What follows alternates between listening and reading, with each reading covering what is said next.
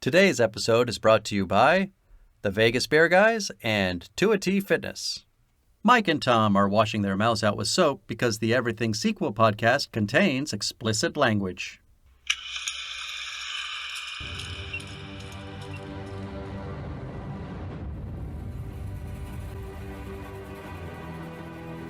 Hello and welcome to the Everything Sequel podcast. This is the Tremors edition. Today we're talking about Tremors 5 Bloodlines. Woo-hoo. My name is Michael Schatz. I am from the How Dare You Awards.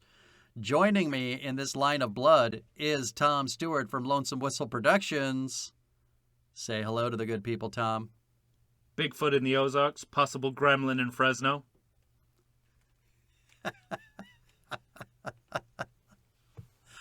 Tom is, of course, referring to Jamie fucking Kennedy. Yeah. Which is my note when he shows up in this movie. I just wrote Jamie fucking Kennedy.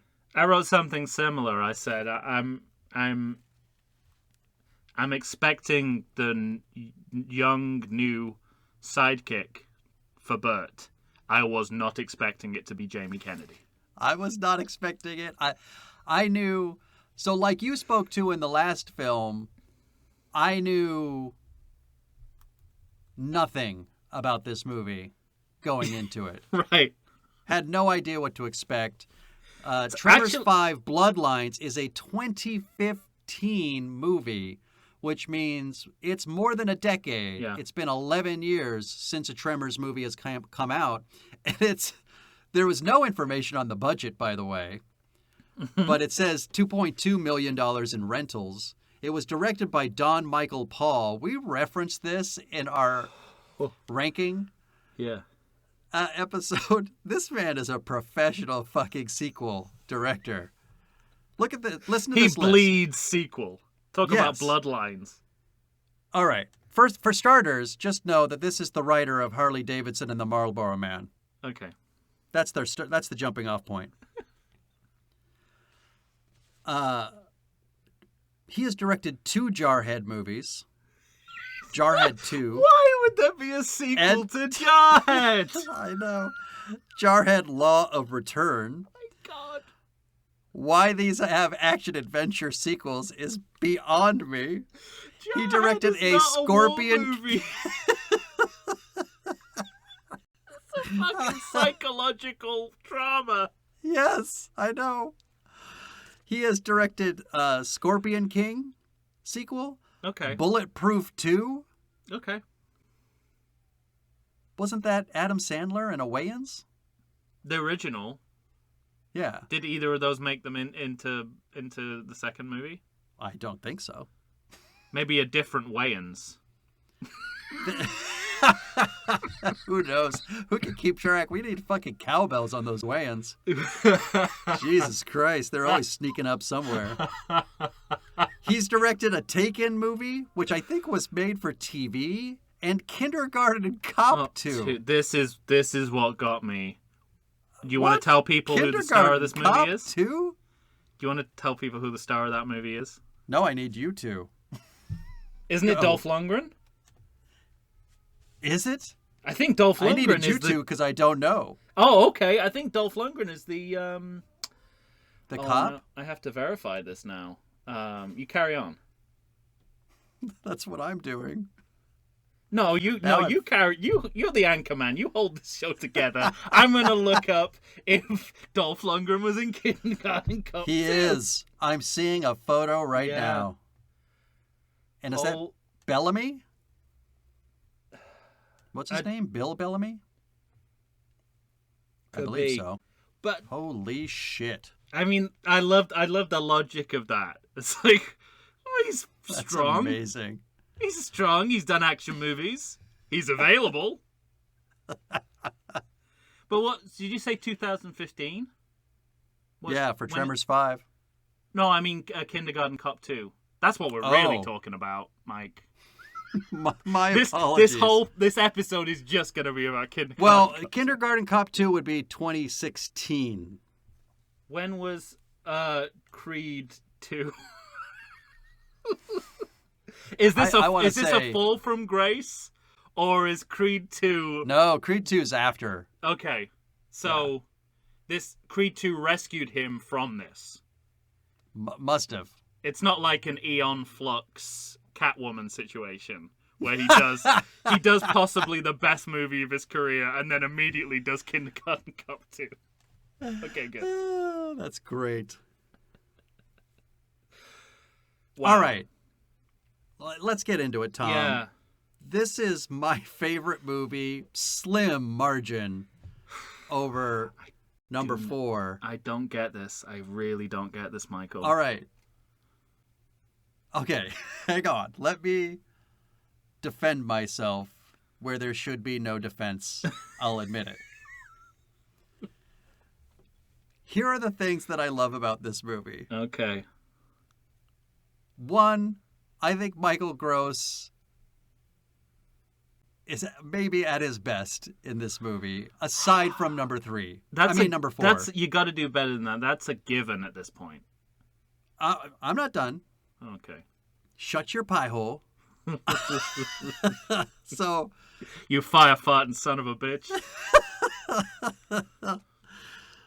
I think Michael Gross might be at his best. I think this is the best directed movie. I see shots in this movie that I find endlessly fascinating and fantastic. I also see lots of shit that's stolen or borrowed from other movies. Oh, for that sure. I find delicious. Don't have a problem with that. Beyond that, I gotta tell you, this movie has, across the board, the best acting. And I'm including Jamie Kennedy. Jesus Christ. Don't you say Jesus Christ to me. Jamie Kennedy is fucking good in this movie. Yeah, okay. Love him. I love his character. I think he's the perfect foil for Burt Gummer. As a piece of writing, their relationship has somewhere to go. Definitely. And all of that I infinitely respect and really love about this movie. You're not wrong. I know. As in, what you're saying, I would contest practically none of that. I would just give different examples of what's wrong with this movie. What you just described are nowhere near the problems with the movie, is what I'm saying. Okay. That's everything that's... I've got the similar notes. I'm like, I love the fact that we've got this intergenerational conflict. Right. Which is There's intergenerational stuff. Mm-hmm. We are now in the world of sort of Twitter and self-promotion. Oh, it's which is a big part of Burt Gummer now, which I find delicious for his character. Well, and exactly where his character should go. I mean, the masterstroke of this movie is the way it begins and ends, which is with a fake Burt Gummer reality TV show in the style of a Ray Mears or Bear Grylls survival program. Right. I mean, this is one of the best. It's a combination of Bear Grylls and Tiger King. Yeah, it comes across that way. And my first thought was, this hides a multitude of sins. It's been over 10 years. Right. So we get all the exposition out through this device. It's been 10 years, so why the fuck are we going back to Tremors? So we're hanging it on something that is relevant to people, that's contemporary. We're also kind of subsuming all the political problems with Burt Gummer in this idea of like a survivalist TV show where, it is a bunch of people who would happily have a fascist nation presenting the show. And, and also we get, we've talked at length, and we're not going to bore people again about reusing footage in sequels. Not a fan. Not a fan in general, but what's great about this is it's seamless because, you know, it's a meta clip package. It's a clip package within a clip package on a TV show. So seamless. And also, it's a really good hiding place for those terrible digital graphics, which do not look out of place on this very cheaply made TV show. Exactly right. And these are like over 10... You did digital effects that are like over 15 years old now. Mm-hmm. So, beautifully done. High point in the movie for me. Thank you. And then they go to South Africa. Right. Which, you know, we've gone to the past, so the only place left to go is to the cradle of humankind. Right. It's to Africa. Back to Africa. But well, essentially, but not in a racial sense. No, no. Towering hunk of dark chocolate. I'm glad you brought that up. I'm glad you got in front of that. Line. Your favorite movie in the series contains that line. I mean, a worse. At least that's through the perspective of a character who is portrayed as inappropriate. Correct. But what I have more of a problem with is, like, you throw all these kind of racist horror movie tropes into a movie set in South Africa, and it just gives it a different meaning. So it's when your movie set in I thought all of that was with a wink. No, I think that's. I actually disagree. I think that's unknowing. I think they just haven't thought through what the racial political consequences of having the black guy die first in a movie set in a post-apartheid South Africa.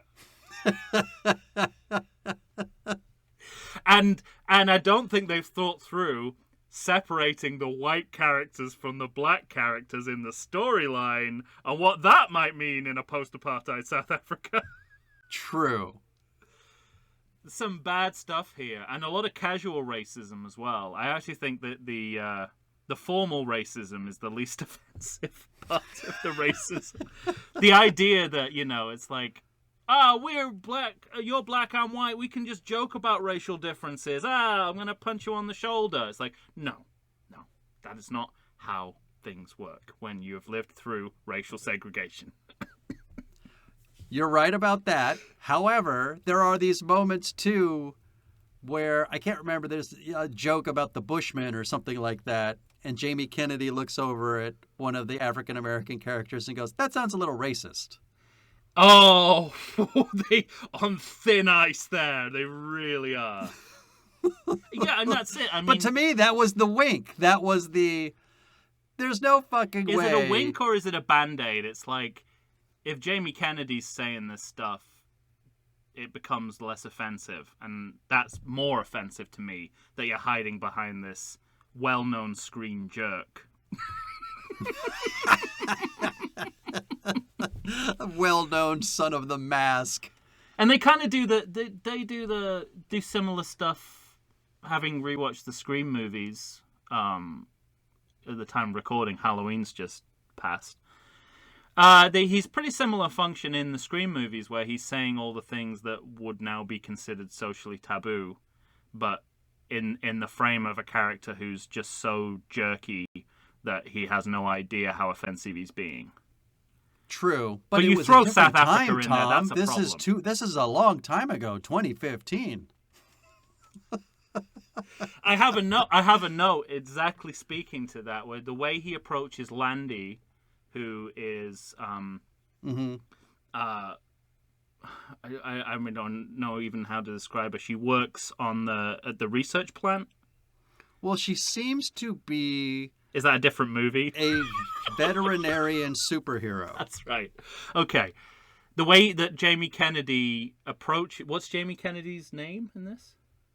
Travis. Travis, that's right. That is important because Travis is. You're absolutely right. Travis is a. It's not just Jamie Kennedy on a bike. It's Travis. It's Travis B. Welker. There you go.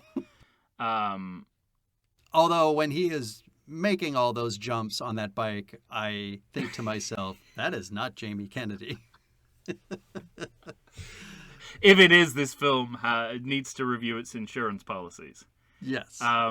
When he's approaching her, I made a note that said, I know it was 5 years ago, but this is still highly inappropriate to approach someone this forwardly. Right. Yeah. So I mean, to be honest, most of my issues with this movie are political. Dramatically, I think it works just fine.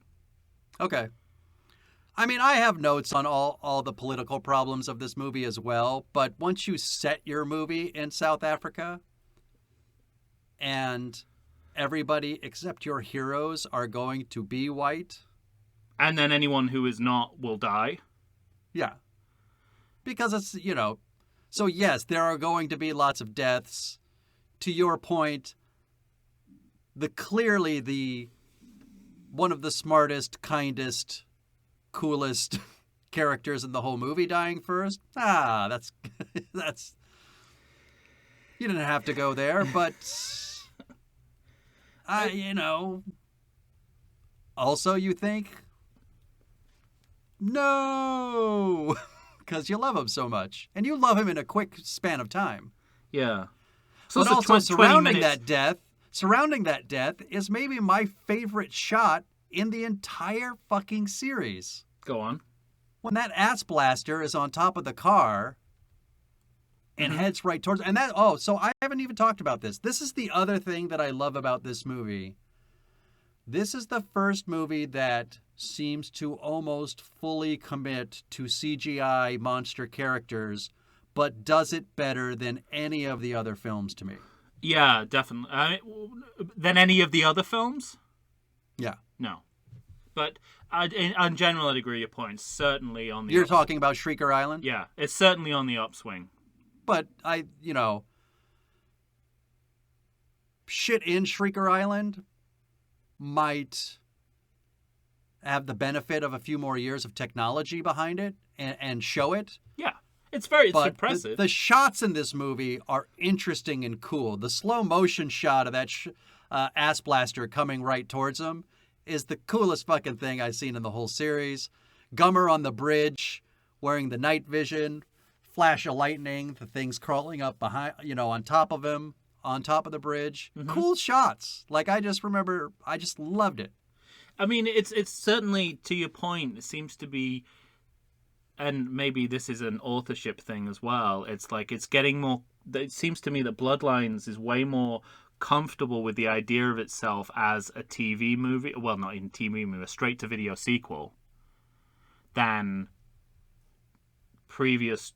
To me, I found this is recognizably a video sequel. The way it sets itself up, it starts with a TV show.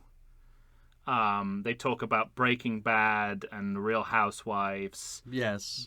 You have stuff like the towing sequence, which is shot on GoPro, which could be like a sketch in an episode of Top Gear. Sure. And I think the comfort with... I'll give you that the look of this movie feels more video than... And I'm not saying this in a pejorative way, I just think... Tremors 4 felt cinematic to me. Yeah, but it also felt... That's also the imagery that it's trading off. Yeah. And here we're doing almost the opposite, where we're trying to associate this with the kinds of media that are video related. And I think doing it quite successfully. I'm impressed by the way it owns the fact that it's a non-theatrical movie, and there's a little bit of extreme sports videos in there for sure. Mm-hmm. And I think the comfort with digital probably is a byproduct of that as well. Just sort of saying, look, we're just leaving puppets behind, okay? Yeah. And sorry, Jim Henson, but we are leaving the puppets behind. We're leaving the puppets behind. I think it's. But to me, what I loved was that this movie did so well. Like, we've talked several times about how much we love the puppets, and this movie said, "Fuck the puppets." and I'm celebrating it. Yeah. You know, But so they did it well. But it's about having, you know, having directors, producers who are pushing this as a filmmaking philosophy.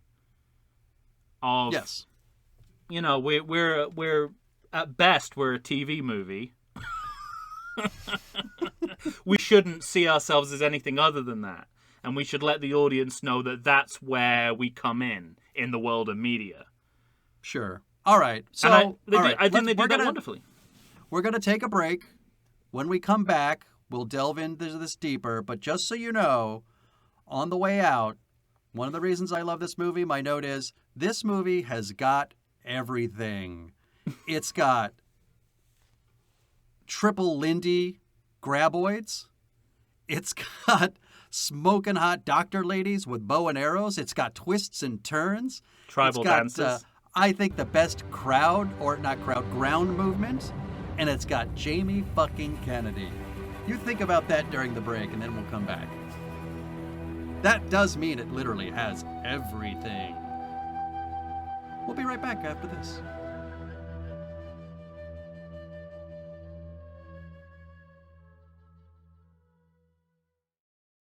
I like to think I know something about beer, but nowadays even I get overwhelmed when confronted by the exhaustive selection of craft beers they have at bars, breweries, and even grocery stores. Back in the day you had one, maybe two craft beers to choose from, and if you were confused, you ordered a Guinness. But in beerstinations like San Diego, the craft beer options lately are in double, sometimes even triple digits. So what's a beer drinker to do? You need what I need, the Vegas Beer Guys. Your beer of choice should be a perfect blend of malt and hops. And so a live show about beer needs that same balance. And the Vegas Beer Guys matches beer expert Dan Aker with self-proclaimed beer novice Stephen J. Weiss. The results are eminently drinkable. They're on Facebook, they're on Instagram. They'll try new beers, they'll tell you about beer. Think of them as your beer Sherpas guiding you up a foamy-headed mountain to reach the peak of your pint. God, I need a beer.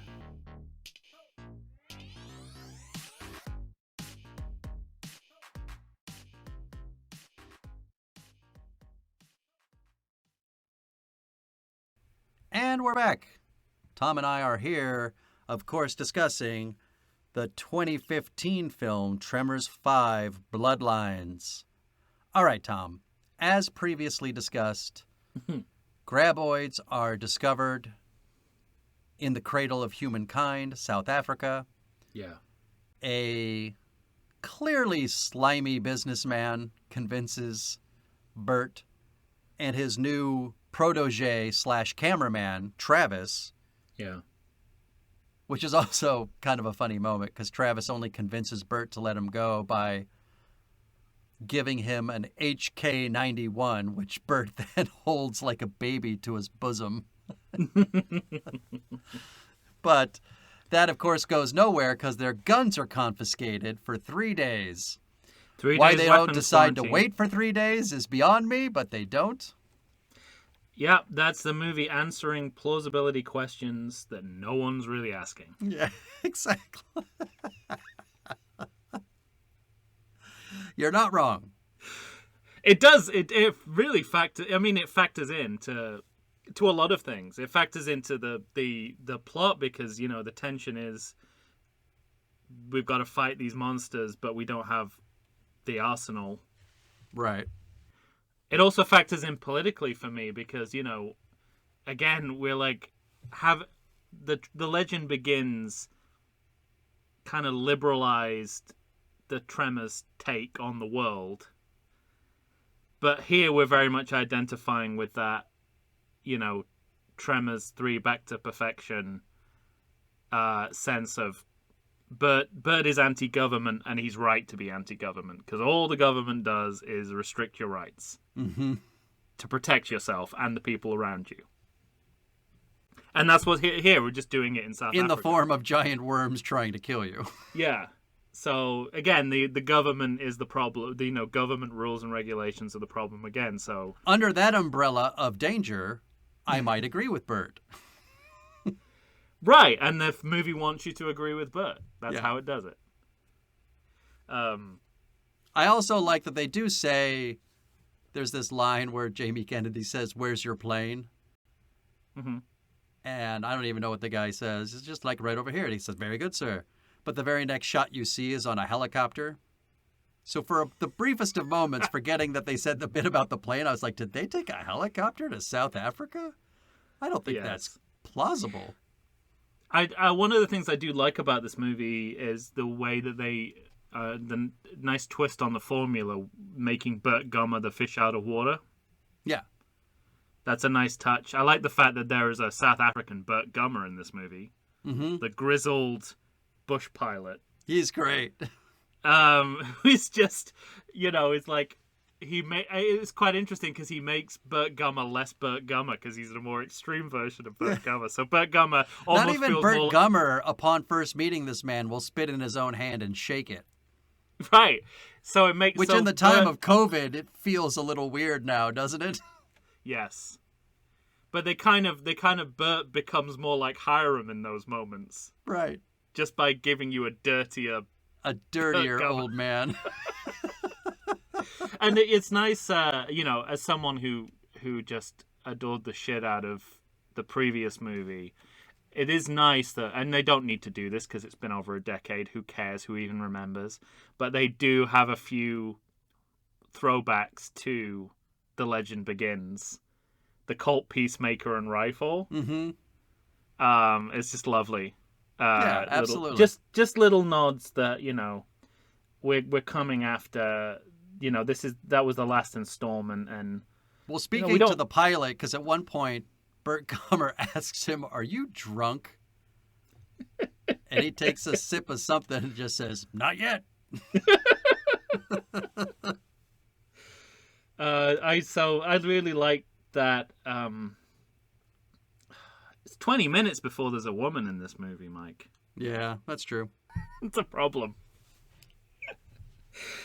Yeah. So, gains and losses.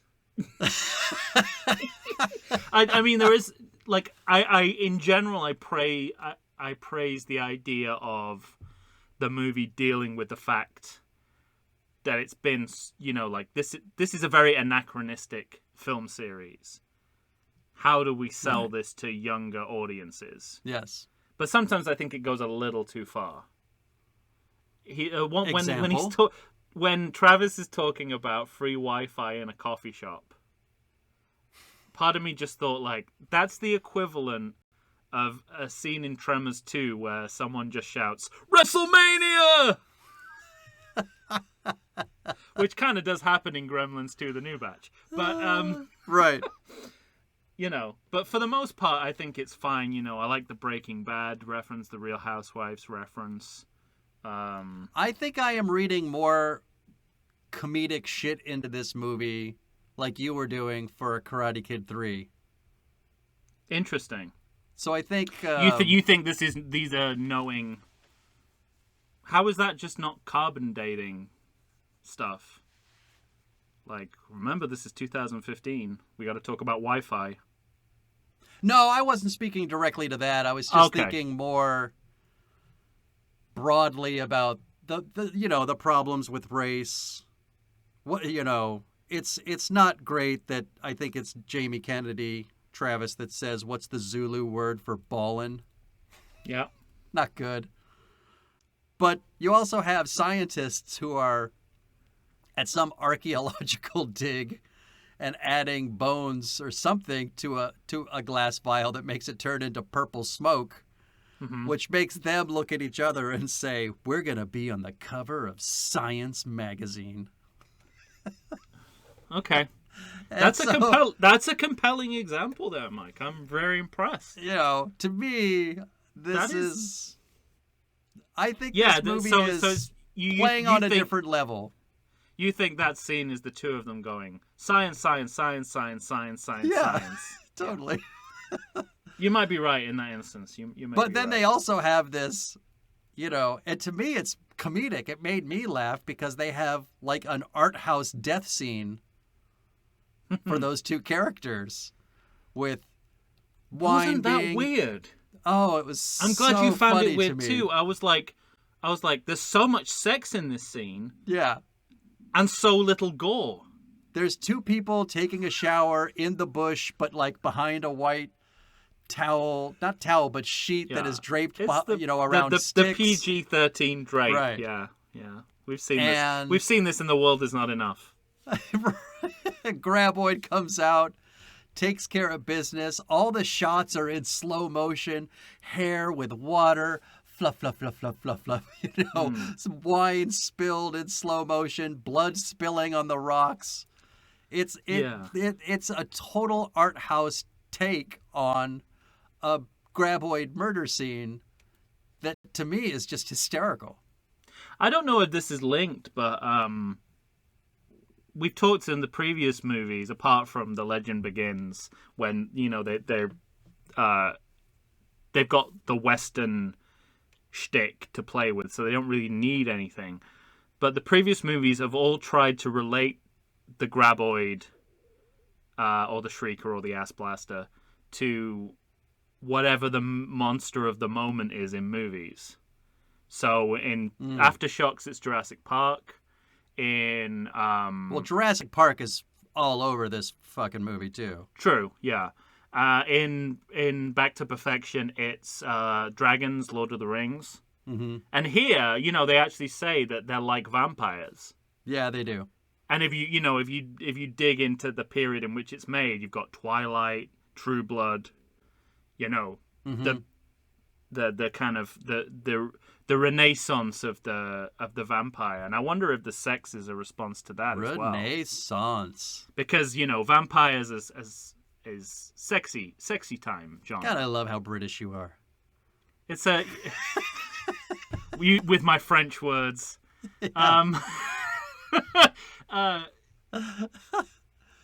But I mean, that might be part of it as well, because their sex, the vampire stuff is sex heavy, light on horror, heavy on sex. True. Yeah. So I wonder whether that's part of it too. But certainly vampires are the way that they're recharacterizing Graboids here. Definitely a part of this movie. It's Graboids won't come out at Bloodlines night. itself. Yeah. Yeah.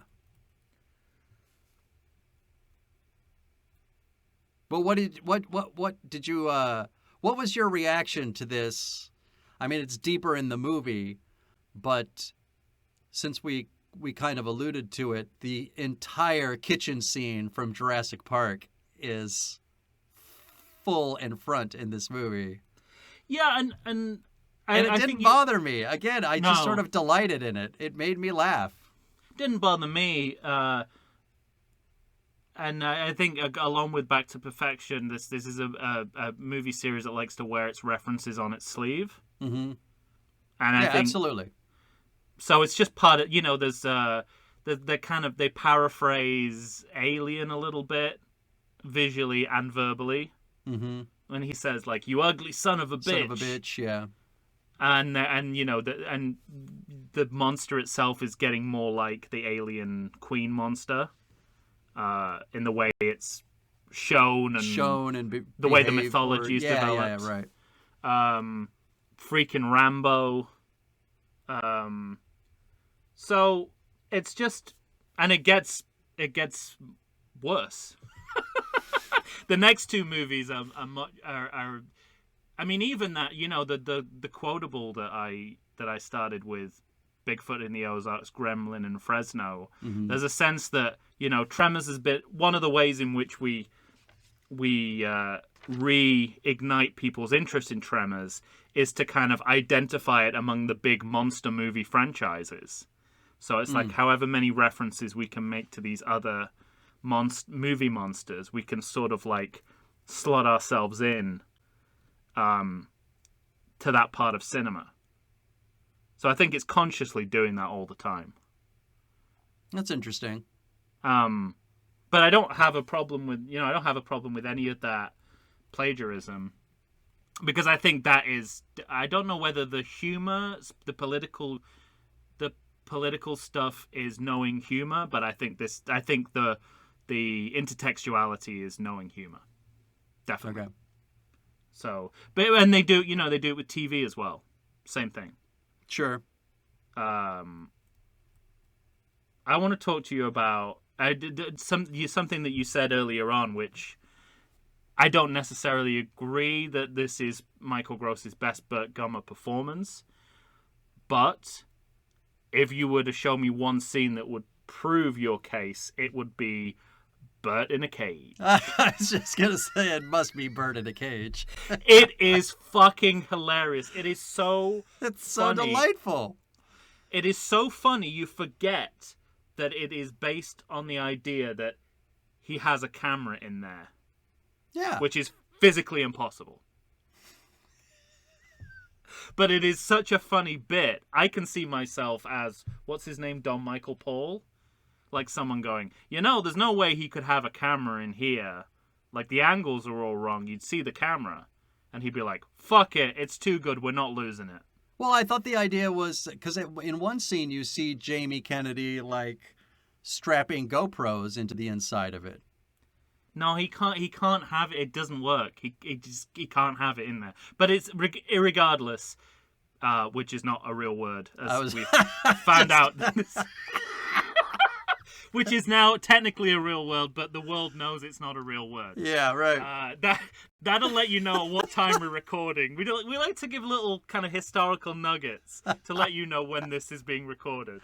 And congratulations, President Biden.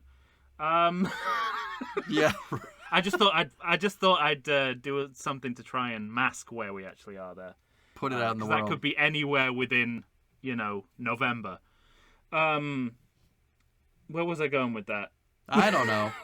Anyway, irregardless, it's a great scene. He's great in it. It's one of his defining moments. Oh, yeah. I mean, he's pouring piss on himself. He's drinking piss. A lion is pissing on him. And I love the fact that when we get to Shrieker Island, this is like the first thing they call back to. With Burt Gummer. This kind of like Burt gone Robinson Crusoe. Right. It just works.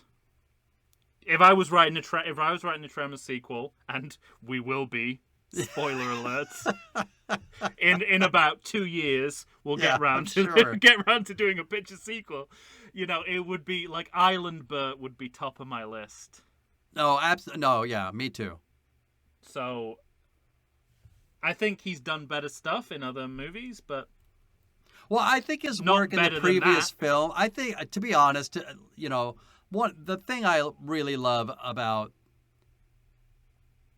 The Legend Begins and Tremors 4 is his performance. I think he's a marvel in that movie, and I just love him in it. That he has an opportunity to Gummer yeah. Is wonderful. So overall, that's probably my favorite performance of his. Got it. But that's not Burt. No, it's not Burt. And what do you think? Go ahead. What do you think about the revelation that he was a free love hippie? Well, I don't think that is the revelation, but really? No. He was in Florida for a gun show, Tom. The fact that he bedded a free love hippie doesn't mean he was a free love hippie. He just wanted hippie poontang. Right. That's a t-shirt. I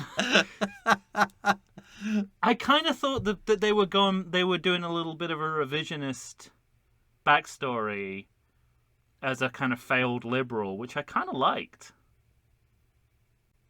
I like the idea that, in the 80s with Reagan, he just abandons his liberal principles. Maybe I'm reading too much of Hiram into him. Maybe. And that's the problem with watching these movies in sequence. I didn't get that sense from it. I got the sense that, because he says he was there for a gun show. Yeah. Okay. But he met this woman, but that's also one of my favorite moments for Shrieker Island.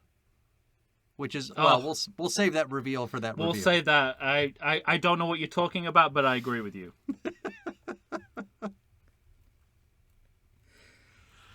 So, I mean, and again, I suppose the bigger revelation is the family connection. Yeah, so listeners, spoiler alert, Jamie Kennedy turns out to be Burt Gummer's son. Did you know that? And did No. you guess that? No, I didn't either. No, That's yeah. They did a good job. I thought they a good did job. really well. And considering how heavily they leaned into it, So much. you thought we would have picked up on it. These two sophisticated film goers just Yeah. like can't see the writing on the wall. I mean, Jamie Kennedy must have called him Pops 24 times before we find out he's his fucking son. And he turns up out But of we just nowhere thought he and was being requests... ageist. Yeah, we just thought he was being ageist. Yeah. But you have him calling him Pops. You have him, he's got this moment where he says, "Hey, gummy bears, wait up. Don't you call me that." Yeah. I mean, I suppose that the deflection that they do, which is kind of, I think, quite good, is that it is that they just make it intergenerational. So it's a young guy giving an old guy shit about how old he is. And that's where they went. They took the right turn at the fork in the road, where it was a generational thing, or a generational, not argument, but that was the source of their conflict. Mm-hmm. And I mean, it's kind of like those late Roger Moore Bond movies. Yeah, right. Where they're addressing that the actor playing this role is aging significantly, and yet there's still a lot more movies to go. Right. Yeah, exactly. And we have exactly the same thing here. Not that Michael Gross is aging badly at all. No. But they make it part of the story. And I think, I mean, looking back at it, it's probably a little bit of a red herring to put you off the scent of the family connection. Yeah. I mean, the fucking movie's called Bloodlines. But they cover it because there's a point where they're looking at the cave, and Gummer is saying, "Oh my God, the graboid is protecting the bloodline of the eggs." So It's all genius, Tom. Well, I was really impressed with how they thematically dovetailed the graboid family connection with Bert and Travis, finding out that they're related.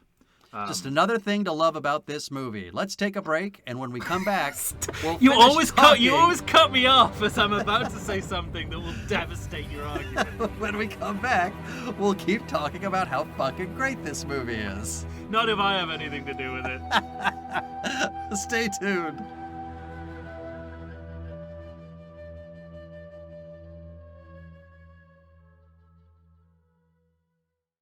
Does the coronavirus have you feeling oogie? Have you been sitting on your couch for weeks? Nay, have you been sitting on there for months?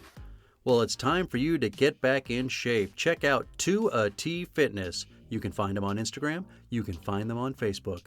2AT Fitness was started by Tina Bernard. She is ready and raring to go to help you get back into the shape you want to get into.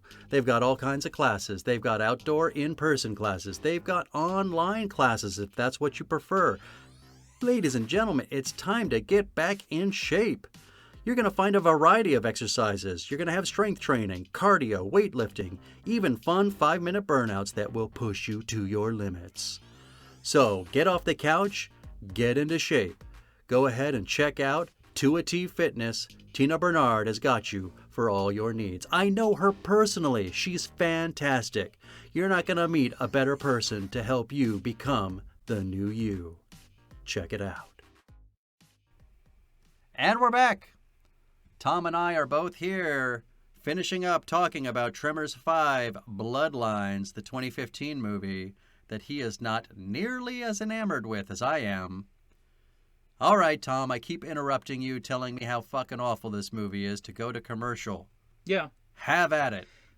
But first, let me just say. So you fucker. All right, go ahead. No. It's. I got my major beefs out. So not enough to fill 3 full segments. I understand. I have more to say. Don't worry about it. It's fine. I don't mind this. I don't mind this at all. We split the difference on good and bad, but it's right up at the line. Yeah, I mean, I had the same. Again, this didn't bother me in Back to Perfection particularly, but again, the same thing when it comes to the treatment of the graboid as an animal, in inverted commas. That this movie goes pretty far to remake the image of the graboid as a family unit, right? Yes. Which inherently makes them more sympathetic.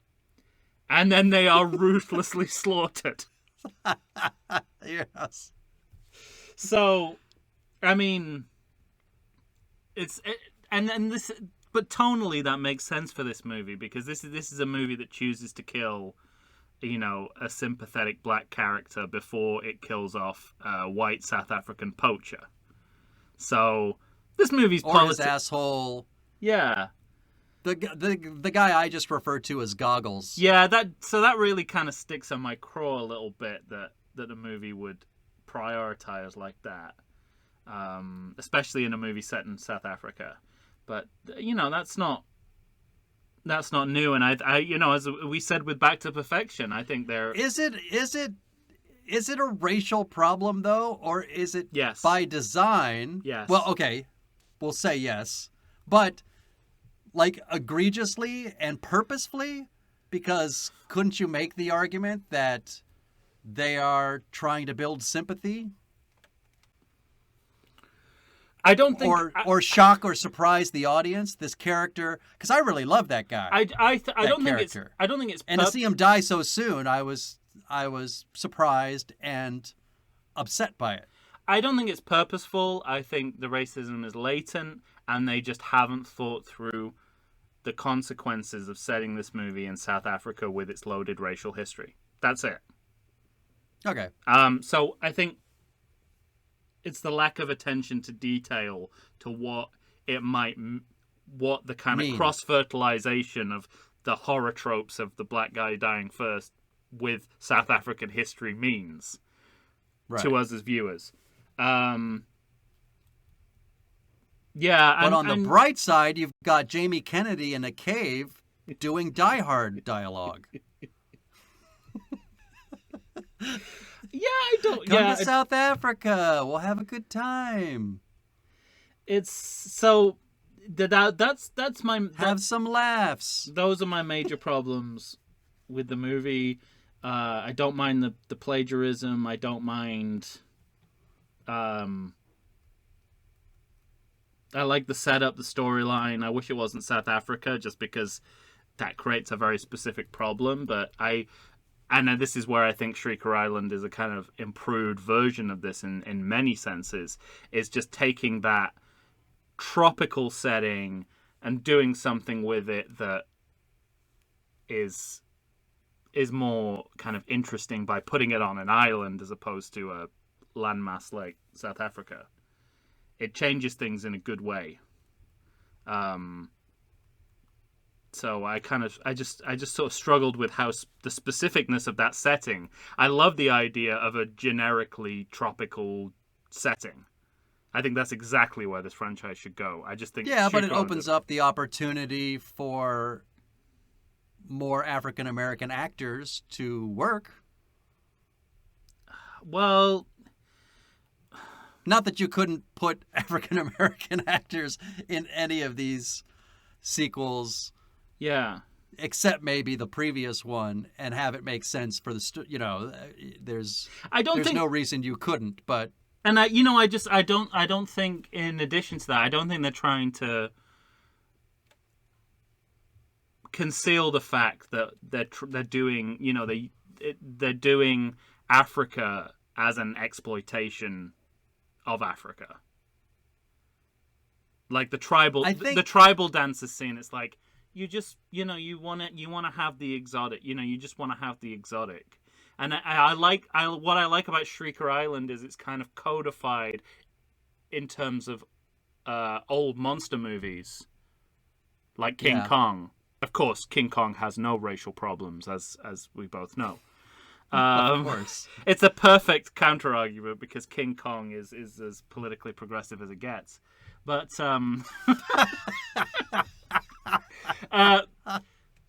there's weirdly that is less problematic for me than this. Here's a shovel. Start burying yourself. Yeah, absolutely. So yeah, I think. But I also think you might be wrong. I don't know. Women, race, animal rights. That's my beef. Those are my beefs. They're all perfectly. Yeah. I can't discount any of those beefs. Although I wasn't. But it's all surrounded by great shit for me that I love. And on top of that, I don't think the idea was, oh, I know, let's go to South Africa. I think this is borne out because of the next movie, which is set in Canada, but also shot in South Africa. So I think what happened was they found a cheap way to film. Yeah, yeah. They could film in South Africa and do it in a cheaper way or more cheaply, so that I think they were looking to save dollars and built around that.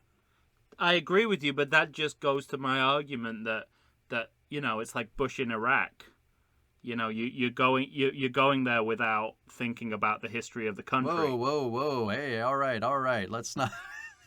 No, you're going out there, but you're not thinking about the history of the country and what that means to the people you're sending out there. And this is the movie that I'll completely agree with. The movie equivalent of that. I absolutely just by virtue of casting Jamie Kennedy, you're probably right. But I still contend that Jamie Kennedy's good and fun in this movie. But then I think to layer on top of that. By the way, I'm not saying Jamie Kennedy is a searing, terrible racist. No, his character is. I'm just saying, yeah, exactly. To your point earlier, some of his characters might have that problem. So that's in a vapid sort of he doesn't understand kind of way. Yeah, but so it's definitely, to me, it is an oversight, and yeah, if they pick South Africa for economic reasons, great, but you think through the consequences of making that decision, and I just don't think they did. And to me, that's consistent with the hardly any women in this movie, and when they're seen, they're kind of preyed upon, really retrograde attitudes towards animal rights and hunting and things like that. That all just and that we're kind of defaulting back to the Burt Gummer as uncomplicated hero trope. Mm-hmm. That all seems to fit with me with a kind of philosophy that doesn't jibe with me. Which is not to say that's irreconcilable with a good movie, because Back to Perfection has that too, I think.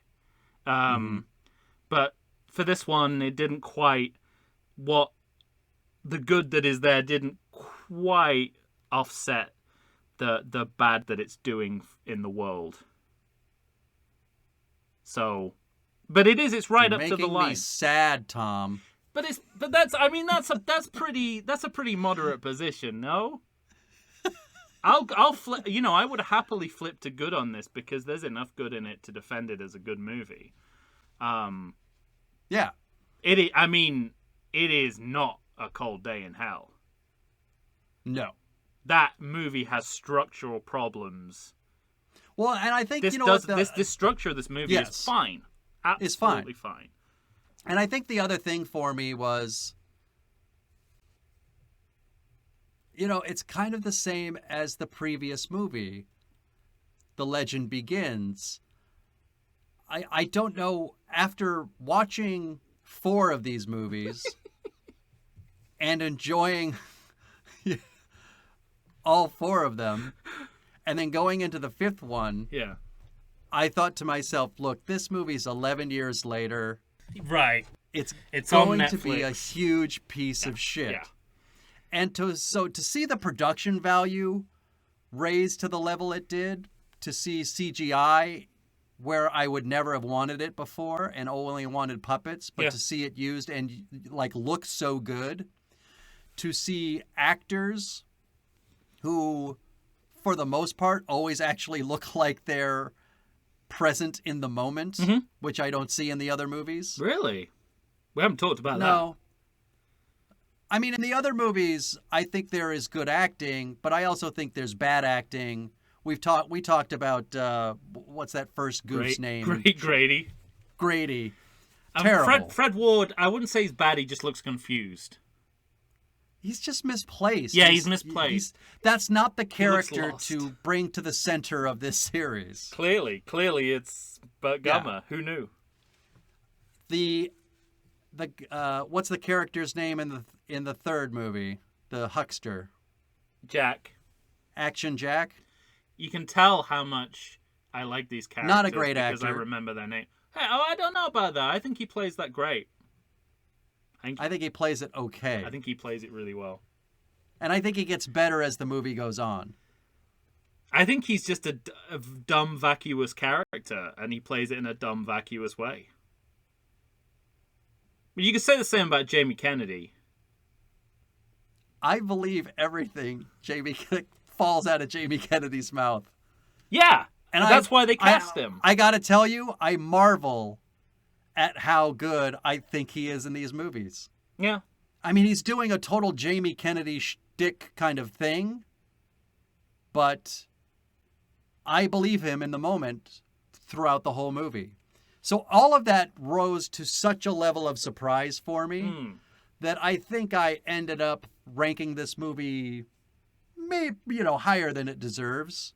No, my favorite in the series is probably the previous movie, but the shock of how much I like this movie was so great that I put it at the top of my list. But here's the thing. I don't disagree with a word of that. Here's the thing. is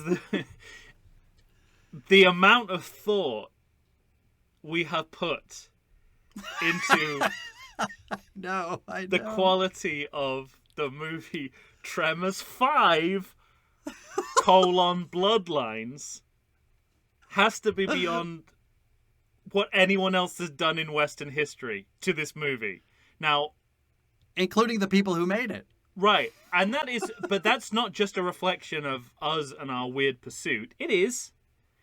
But not just a reflection. It's an example it's an example of our psychosis. Yes, it's absolutely. It'll be in the, the trial will use it as evidence for sure. Yeah.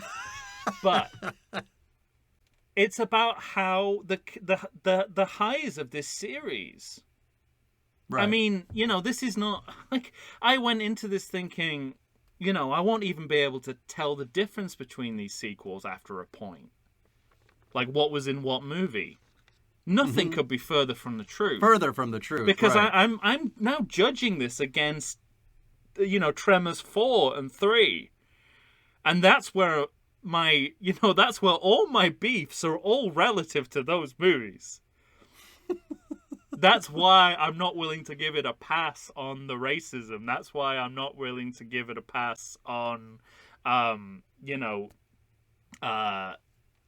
not effectively integrating Burt Gummer's awfulness into a coherent structure. Like that's what I'm judging it against. Because you're coming on, even though it's like over a decade, you're coming on, and we have not watched the movies in that way, so we don't see that gap in the same way that people watching at the time would see it. But you are coming off two near perfect sequels, I think. I was gonna say, I mean, Tremors 4 is it's almost flawless. I love the movie, and I love the number 3 too. But those movies could not do more to justify continuing the series than they did, and so I'm poking holes based solely on the quality of those movies, and.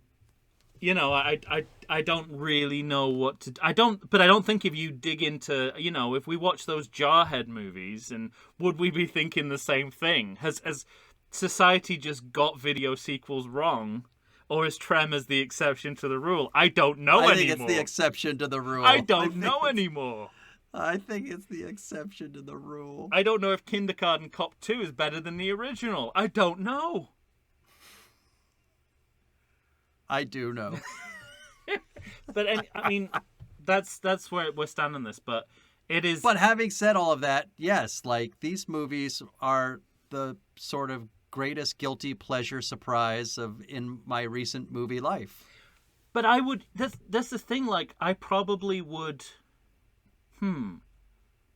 I might watch this as I might enjoy this as a guilty pleasure movie if the previous two movies weren't what they were.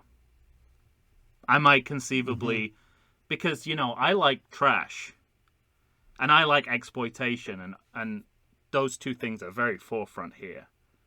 Well, see, and I think that's what I was responding to. Yeah. I think I was getting the wink at me that you weren't seeing in this movie. Well, I'd seen the wink done much better, and so it wasn't quite a wink, it was more of a facial tick.